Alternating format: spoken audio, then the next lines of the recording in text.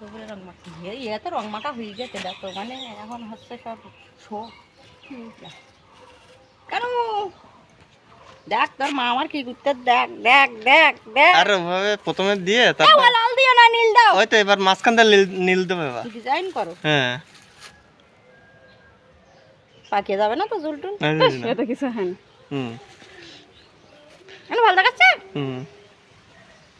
দাও দাও দাও হুম এটা আমি মাখাচ্ছি তো আমার ভিডিও করা ঠিক আছে দূরে যাও না কেন তুমি হুম এদিকে থেকে তো মাখাও ফটাফট দাও আরে শালা হ্যাঁ হ্যাঁ আরে দারুন দারুন হুম হ্যাঁ